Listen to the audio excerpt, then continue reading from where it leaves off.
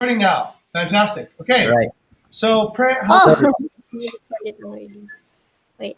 okay. So we have welcome to Python Skillshare. Today with Bukit Vista, we'll talk a little bit about Python and how to program. Basically, this will be the basics about data structures and some operations that will be the basics and the fundamentals of Python programming.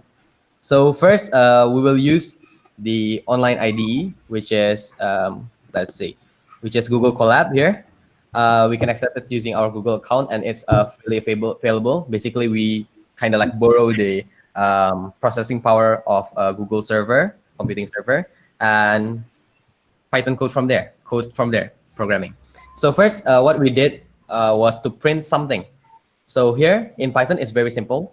This is called a function, and a function basically, just like in mathematics, it basically receive inputs and produce an output. In this case, the Python print function is very simple. You encapsulate it with these brackets and enter a string, hello world. And in Python, strings can be expressed with single quote or double quote. The output will be the same. And if you notice, some programming language, such as C++, you have C out. In Java, it will be system print line. And it's very complex, right? But in Python, it's basically just print. So that's what makes Python very attractive to beginner, and it's very practical, basically. So let's try do that. So this will be a workshop. Keja, Jing, Lilith, and maybe other participants who will join later on will code with me. And if there are any questions, absolutely anything, just tell me and stop me right away if there are any errors. So, okay, first, printing hello world. This is the basics of all programming language. Okay, so next, we have something called a variable. Variables are basically just like in mathematics, we have X, Y, Z, and so on and so forth, right? But in programming, let's say we want to build, in this project, we will try to build a calculator, right? So what are a good variable name? A good variable name has to express the content of the variable. For example, if we want to add two numbers together, we can express it as number 1 equals to something, right? And we have to directly instantiate the variables, put something in it. And in this case, we want a number. So let's say we want 3, or number equal, and number 2 is equal to 5, for example. And then we sum it together, right? So number 1 plus number underscore 2 is equal to the result. Result equals to number 1 plus number 2. And then what we did, just like what we did before, we print the result. So the result of 3 plus 5 should be 8. Ta-da! This is the basic, right? Practically, these operations are the basics of programming, and coupled with other concepts, you can actually build something really great with just few lines of codes. So this is the concept of variable, and variables can be anything basically. Variables can be strings. String is like letters, right? Like hello world, my name is, or something like that. So let's say we want to print something other than number. We want to print like maybe your name. So you input your a variable called name is equal to a string. You can encapsulate it with a single code. And for example, my name is Vidi, and then I want Python to print my name. There you go. So that's it. As simple as that. And then we can also put input basically. Let's see if this Python notebook can receive input. I want a value of name as an input, and then print my name. See if it can receive inputs. Okay, it can, right? So name will receive anything I enter here when I type. For example, if I type Vidi string will be transferred into name, and name will be printed. So if I press enter here, it will print Vidi. So that's very basic, right? If you input something into a variable, it will be saved in that variable. So going back to our calculator just now, we have number 1 is equal to input, number 2 is equal to another input, and we want our sum to be equal to number 1 plus number dash 2, and then we want to print the sum. Simple as that. But mind that input will only receive raw input. It means that it will always receive things as string. So we have to convert the string into numbers, basically. There comes our first, another primitive data type. The type of data, aside from strings, are numbers. And in computer language, it's basically called integers. And how do you transform things into integer? By, for example, if you receive number 1 as an input, it will receive as strings, right?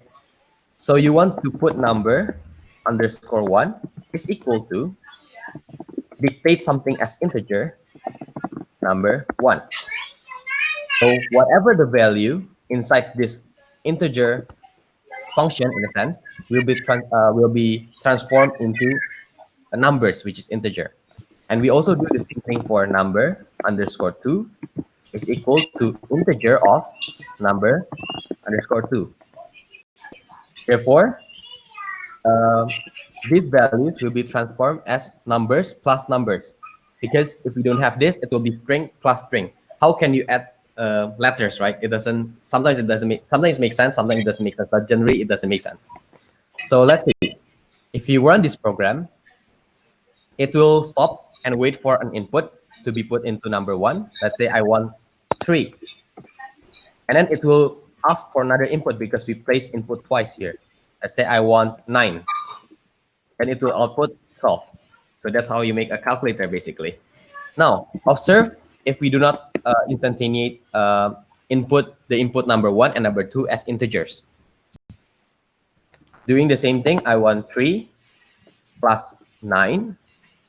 It becomes 39, right? Why?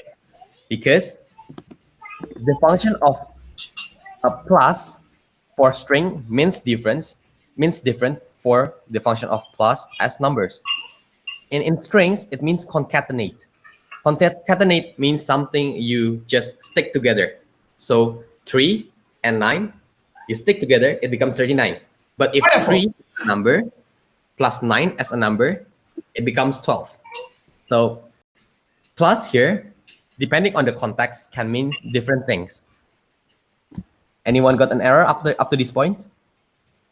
No. Well, No? Simple enough, right? Simple enough? Okay. So that's quick, right? We can what we can do now is we can print something, we can place something as a variable, we can input the variable, and we can do operation. And this will also work for minus. This will also work for divide. This can also work for multiply using star here. So let's try something. If I want to divide a number, right? And then I want to say, let's say 10 divided by 2. It's error. It returns an error, right? Because we haven't turned this string into numbers. So what do you do again? Number underscore 1 is equal to integer of number underscore 1. And do the same thing for number underscore 2 is equal to integer number underscore 2. And we do the same thing. 10 divided by 2 is equal to 5. See? It's simple. Now, input can receive a parameter called a text. So, for example, if a user receives this kind of blank page, it doesn't make sense for them, right? What does it do? It doesn't make sense. You can enter anything, and maybe the user will enter the wrong thing. So what to do here? We enter a string in the input and say enter number underscore 1. And the same for the second variable, we can say number underscore 2. And here, the user receives instruction of what to do. As simple as that, right? So now the user knows that they should enter a number 1, and they should enter a number 2, say 6, and they will receive 0.5. But the operation is not expressed, right? So what you can do is just print the operation. So how do you do this? The print function can receive a lot of parameter. As long as it's separated by comma, it will receive different variables, or receive the combination of variables and such as variables and constants, such as string and also other strings. So for example, if I want to mention number 1 divided by number 2 is equal sum. So notice that I separate all the parameters, just like in mathematics, right? In mathematics, you have f x comma y, for example, or f x comma y comma z. It's parameter input. You input something in the form of parameter, and that's what print does. It takes the parameter number 1, which is a variable, division alphabet or division character, number 2, equal alphabet, and also the sum. Let's see what it does now. It will receive a number, let's say 10, and we input number 2 equals to 3. Number 1 is not divide. Sorry, it's underscore. Visual bug. It's always an error in programming. Okay, so now it says 10 divided by 3 is equal to 3.33333, and so on and so forth. Notice that there is a 5 here, right? Because computers has a limited resource it can allocate into a certain variable, and if it goes on forever, it has to round up to something. This term is called discrete mathematics, basically, and computer does this thing, but it's too deep, so we will go back to the practical ones. So you can do all of these operations right now. Any problems with the operations? Keja, Aldo, Lilis. Hey, Aldo, got it? Yeah. So, Aldo, we were using Google Collab. Have you opened Google Collab? Yeah, I open. Yeah. Try to follow the instruction here. It's very simple. Basically, I will try to repeat it a little in briefly. So what we did here, just to refresh, we have a variable just like x, y in mathematics. Then we say that number underscore 1 is equal to an input that the user will try to input. And then we say we give an instruction, enter number underscore 1. Same goes for number 2. Then in this line here, I think we can have,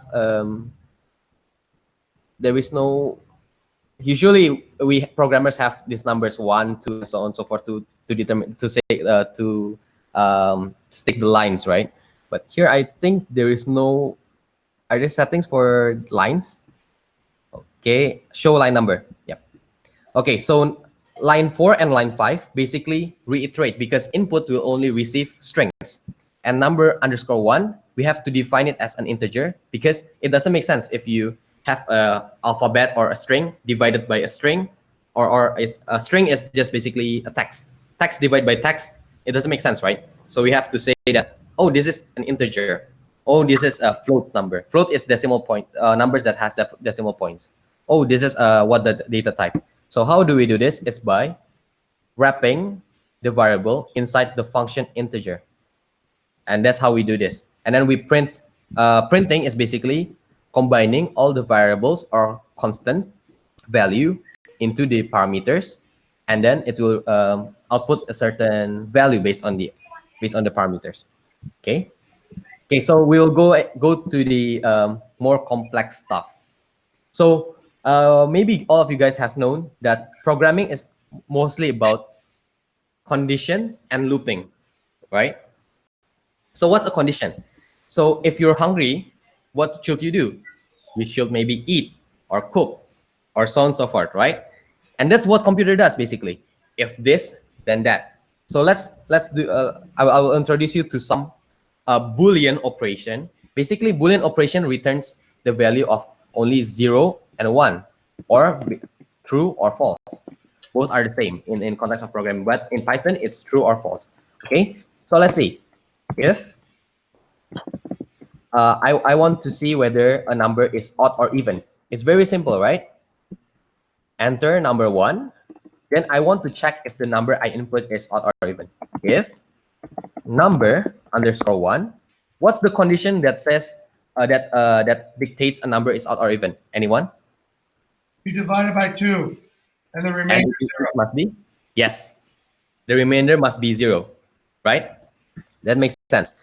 So if number 1 divided by 2 is equal to 0, then we put a semicolon here, then you print it is even. So notice that I put a double equal sign as opposed to a single equal sign because it means different thing. This means declaration. It means you put some value into a variable. But if you have double equal sign here, it's a Boolean operation, means equal. So what's the value of this? If I input, let's say 2 divided by 2 is 1, right? I think the condition is wrong, sir. Remainder is equal. The remainder, right? I think Kezia shook her head just now when you said that. But yeah. I'm allowed to. Right.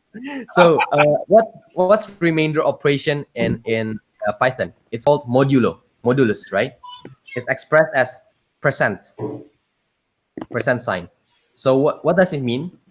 2 divided by 2, there is no remainder, right? So it's 0. For example, 8 modulos of, let me input a text here. Let's say 8 modulus of 3. What should it be? So 8 divided by 3 is 2 plus a remainder of anything, right? A remainder of something. So the remainder is 2 basically. So the modulus of 8 modulus 3 is 2. Okay, let's try with Aldo, let's say. What's 7 modulus of 4? I don't know. Okay. I know. Okay, but I won't say it.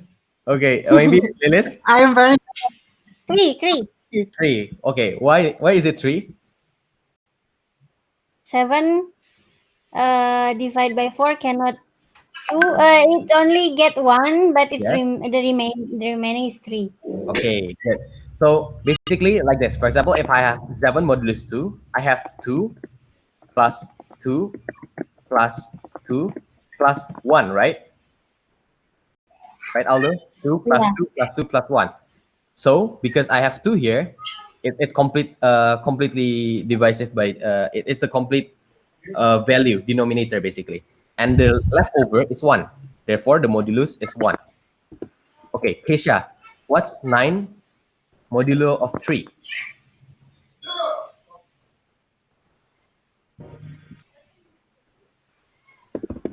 four. Guys. No, yeah? Enam. Do you want to fix Three. Zero. I don't know. 0, right? Because 3 plus 3 0. 3 plus 3 plus 3. is equal to 9, right? So it's correct. Yes. There is no remainder. You don't have Yeah. So yeah, it's 0. That's right. Okay, so Oh, 0. yes, it's 0. So every number, if you divide, if you do an operation of modulus of 2, if it's even, it should be 0. Let's prove it. If you have 20, modulus of 2, is it 0? Because 2 plus 2 plus 2 and so on and so forth plus 2 will always be equal to 20, right? There is no remainder. Does it make sense? Yes.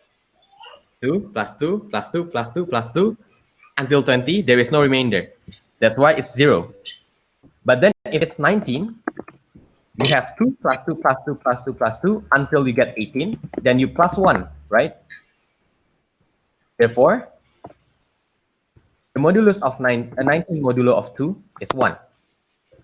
And this will hold true for all even and odd number. So in programming, it's important to think about your conditions because the computer will only do what you say, what you told them to do. If you told them the wrong thing, it will do the wrong thing. So we're sure now that this condition is true. If I have a number, and then I do a modulus operation of 2. If it's equal to 0, it is even. Then what happened if it's not? I will say that it is odd, right? So in a condition, if I have if and then a condition and I put a semicolon, what do you do? Something like that, right? So the format is if condition semicolon, then I put the result else semicolon, and then what is the result? Something like this. So this is the format basically. Okay, let's try. Let's try to run it. Let's say I input 35. It's error because we haven't declared it as number equals number 1 is equal to integer of number underscore 1. So yeah, let's see. What do we put? Let's see, 35. It is odd. It correctly answers, right? And then we say, let's say a big number, something, and then we notice that the back is 2, right? The number behind is 2, so it must be an even number. Can the computer correctly answer it? It is even. So because the condition holds true, the result will show. If we give the wrong condition to computers, they will result in the wrong answer. That's the basic of conditions, if and else. What if we have multiple conditions? For example,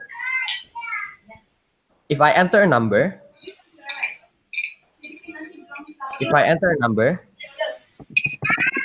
and it is bigger than 1, bigger than 5, let's say, I want to say that the KPI is excellent. Example. And then I want to say that if it is below 5 or 5, but it is still above 2, it is okay. So how do I do this? I put it elif. Elif is basically else if. So elif number underscore 1 is less or equal to 5, but and it is still greater than 2.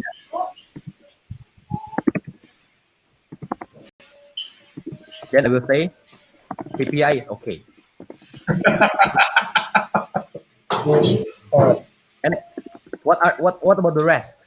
Else print KPI not achieved. KPI for Kesha, KPI is basically if in the company, if you want to achieve something, it's graded by KPI. If it's above a certain value, it's achieved. If it's below a certain value, it's not achieved. But here we add another condition if it's okay, let's say. Okay, so we see here, and let's input a number. Let's say our KPI, the conversion is, let's say, per day 10. Is it good or not? Okay, the computer say it's excellent. And then, for example, if you only convert 4 inquiries, okay, KPI is okay. But then if you convert, let's say, 2 inquiries, KPI not achieved because it's 2 or less, right? So this is the concept of conditions, conditionals. So you only have if, elif, and else. So if a condition, what should I do? Else if another condition, what should I do? And else, what should I do? So, and here we learn about one other condition operation beside equal to or less than or greater than. This is and, right? Another is that another condition is called or. So what kind of event makes sense here? So for example, if I have a number which is greater than 5 or less than 3, I will say, oh, maybe is not natural. For example, if I have a very good booking pace, or let's say if I have a very good booking pace or very too slow of a booking pace, I will say something is not correct. But then, or if it's above, greater or equal to 3, but or less than or equal to 5, it's a healthy booking pace. Healthy booking pace. So this kind of condition can be set by using or. So for example, I put 2. It's a not natural booking pace, unhealthy booking pace, because it's less than 3, right? But then if I put, let's say 6, it's still not natural because it's greater than 5. What if I have a condition of, let's say 4? It's a healthy booking pace since it is greater than 3, but then it's also less than 4. So what is this used for? So if, for example, if you have 2 variables, let's say, 2 variables, you have variable 1 and variable 2. Let's say number 2 is equal to another input. Let's say enter number 2. And then we also do the same thing for here. We convert it into integer. And then let's say we have 2 numbers and there's a condition for it. I will only accept a guest if the number of guests is greater than 5 and if they will stay for more than, let's say, 7 days, more than a week. I will accept the guest, basically. But then if these, if they have, let's say, if they will want to stay for 1 month, but then the number of guests is only 4, should we accept? According to this condition, it will not accept. But this is not the true fact, right? This is only a condition, decline guest. If they want to book for 1 month, I don't care how many people they have, I will accept it. Okay, so let's say the number of guests is 6, and the days booked is 5. It will decline because it doesn't fulfill this condition. It must 2 of this condition must be true for it to accept the guest. Let's try again. If I have 7 guests with a booking, they booked for, let's say, 14 days or 2 weeks, the computer is set to accept the guest. So these are the operations. Let's kind of review it. We have for if-else condition, we have this kind of format. If condition, what to do? Result, what to do? Else, if, or elif, condition, what to do? Then for the rest of the condition, what should I do? This is the general format. And then for operations, we can do equal, we can do not equal to, we can do less than, we can do greater than or less than and equal to. And then we also have and or. So these are the basic components of a condition. So until now, are there any questions or any errors? No? Everything works? Okay? Okay? Okay. So yeah, that's the basic. Any other like question or how this is applicable? Because we do this for Tableau a lot. For example, if I want to get guest country origin, I will have to set, if the guests come from Indonesia, I will add the number up. If the guests come from Australia, I will add the number up. So this kind of condition is used in everywhere, especially in Tableau. That's how you use it. Cool. Okay. So now, next, we have what we call a loop.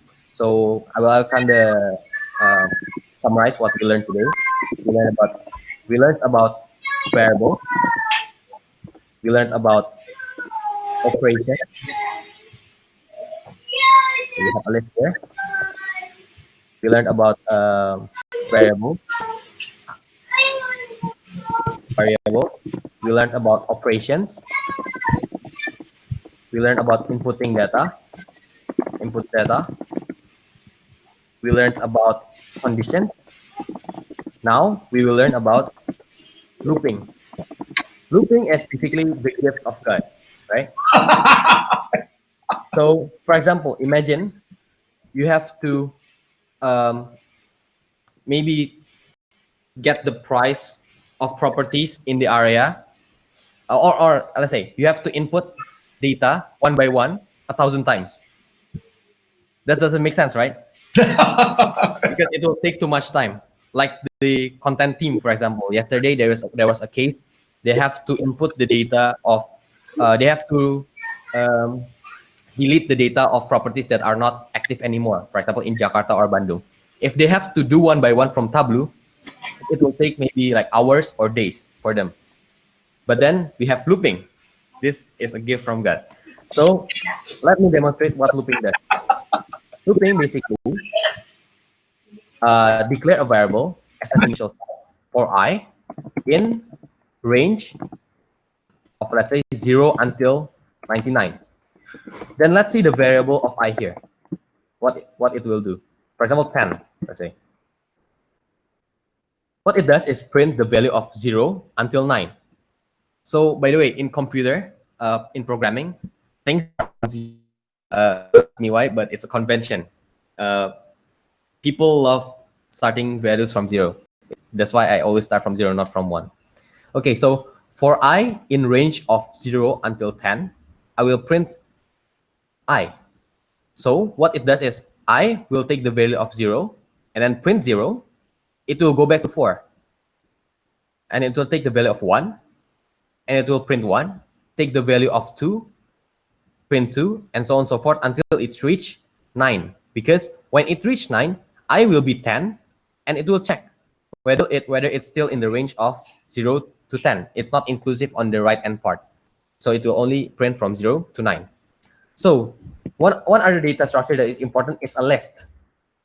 So let's say we have a list item which is equal to, let's say, Vidi, Jing, Aldo, Lilis, and Kezia.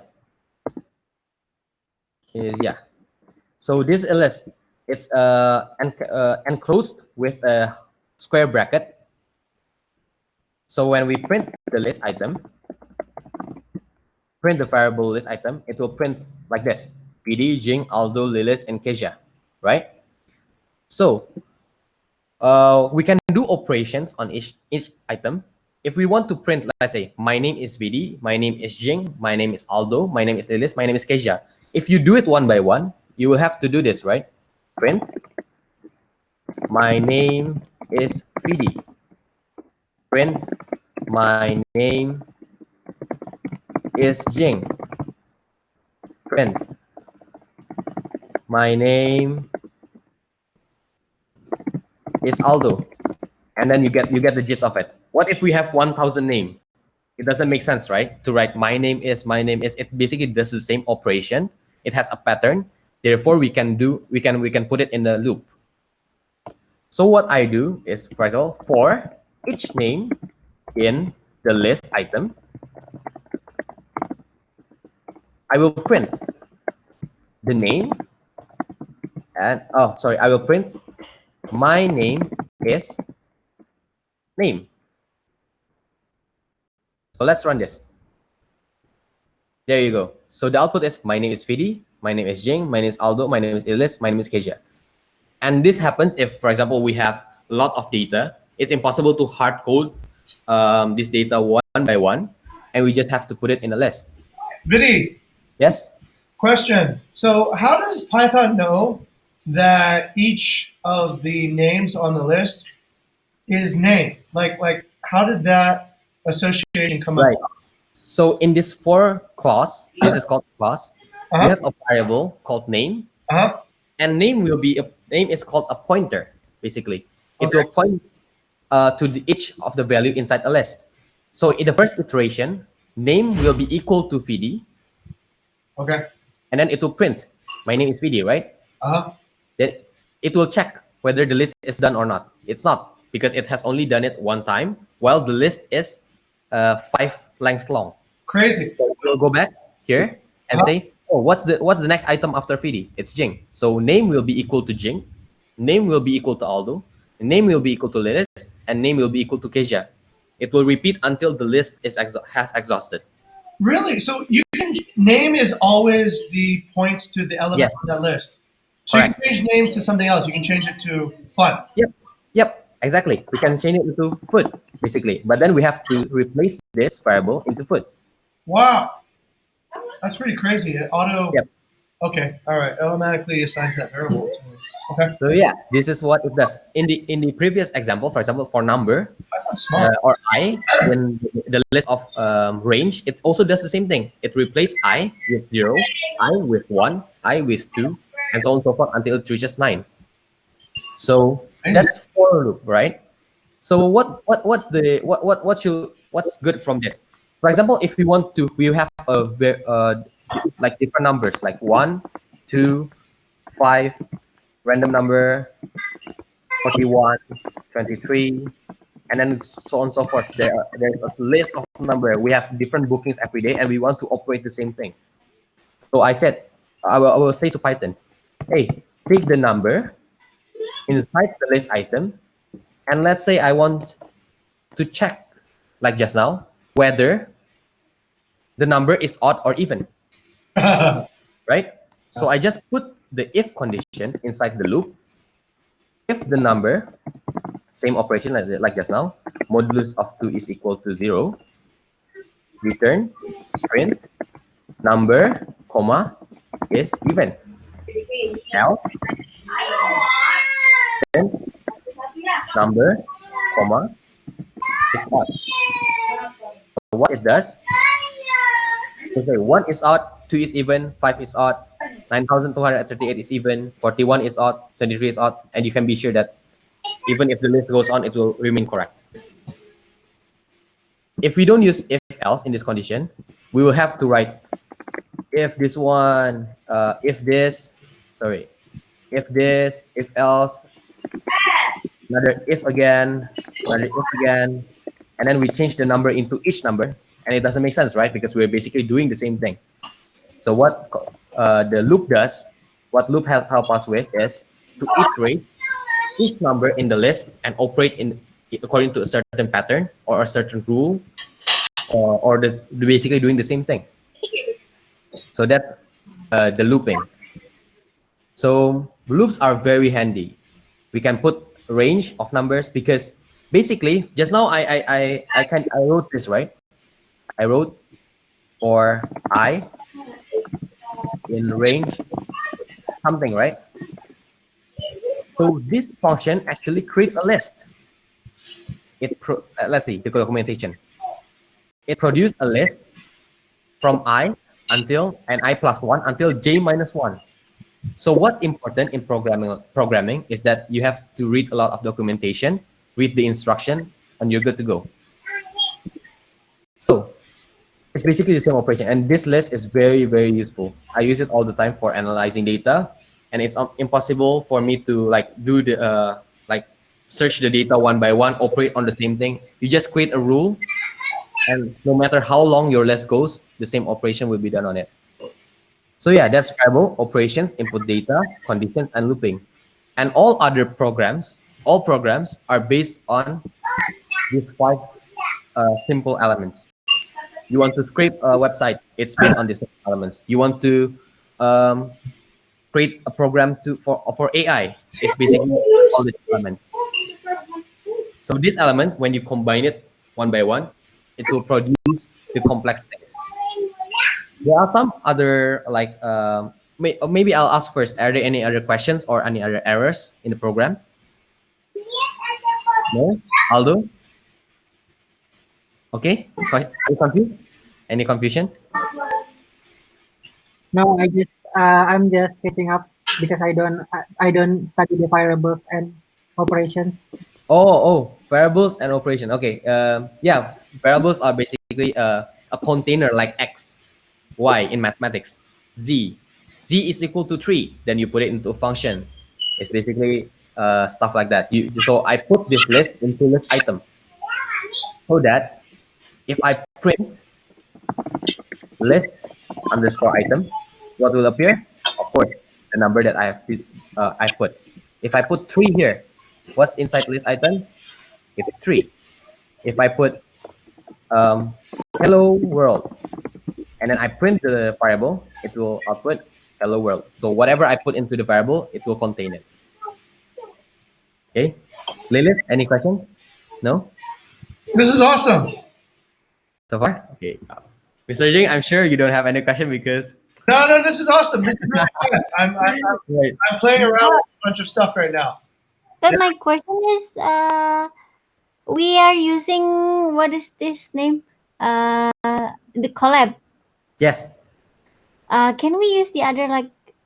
Yesterday you told me about VS Code, and then I also find the pie charm. What is their Oh, okay. difference? Yeah, it's a different IDE, different IDE. So what's different with Collab here is that we don't use our own computer to to do operations. So we borrowed server from Google, the computing server, and therefore, for example, if I'm doing big data, I will have to operate on maybe like how many megabytes or gigabytes of data, right? If I use my Mac will literally blow up, right? Because Mac can do so much. So what I do usually, I put this code on Google Colab, and I will borrow Google's power computer basically, and Google will send me back the result. So it will be quicker. That's what I do. But yeah, if you use VS Code, it will be done locally. You don't need internet. If you use Google Colab, you will need internet because you're basically sending the data to Google. Google will send back the result. But the operation, the addition, whatever, it will be done through Google server. PyCharm is the same thing. PyCharm is the difference between VS Code and PyCharm is VS Code is a text editor. So VS Code is a text editor. Just like in Windows, you have Notepad, right? In Mac, you have Notes. It's basically a text editor. And Python can read this text editor and run it. But then for PyCharm, it's actually it's called integrated something environment. I kind of forgot. It's basically something that helps you program. What's IDE again? I kind of forgot. Integrated developer environment. Sorry there, yeah? Integrated developer environment. Yeah, the integrated developer environment. My lectures are gonna kill me. I just graduated like literally a few months ago, and I forgot things already. Yeah, it does that, and it helps you to integrate with other packages. If you want to install something, you can just like run it through the PyCharm, and it will connect it for you. So these are the basics, right? And maybe like function, we can create functions. So for example, just now I created something to check whether Oh, Aldo number. has a question, Vidi. Oh yeah, Aldo, go ahead. Okay, so my question is, why do we put a single tanda kutip at names but don't use any tanda kutip at numbers? And Okay. what is the difference between single tanda kutip and double tanda kutip? Right. The easy question first. In Python, there is no difference between single quote and double quote. It's basically the same thing. And this is called a string. So if I put this, Python will see that this is a word, not a variable. But for number, it's actually a variable. The number, the value inside the variable can be anything. In this case, the value in the variable is each item in the list. It can be 1, it can be 2, it can be 3, according to this loop. But this will always stay the same. It will always be is even. This will be is odd. What happens if I put a quote here? What will be printed is not the number itself, but literally it will be the word number. So that's the the function of a string of a code, basically single quote, double quote. So maybe since we only have a little more time left, the last thing to be told here is function. From just now, since just now we have used functions such as print, such as int, such as input. Now we will try to create our own function. For example, I want to create a function where a function can check whether a number is odd or even. What I do is we define a function, then we name the function, let's say is even. Check even, let's say, check even. And then we have a parameter, right? What will the function receive? What's the input? It will receive a number. And we do the same thing, semicolon. What will it does? What will it do? What will the function do? It will check the number and then return to the user, or print. It will print the number is even or the number is odd. Right?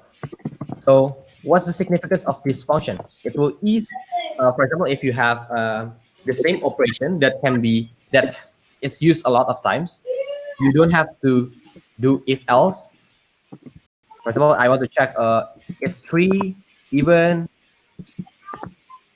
or is it odd, something like that, right? And I want to check another number. Is 5 even or is 4 even or odd? And I will do it like this, right? But using function, you can, after you have defined the function as define, name of function, and the parameter, and then we do operation on the parameter, I can just call it like this. Check even 3. And it will return 3 is odd. Then I can just say check even whatever number. And it will do it twice. 3 is odd, 1, 3, 2, 1, 4, 1, 2 is even. So if we combine it together, we have just now list item is equal to whatever.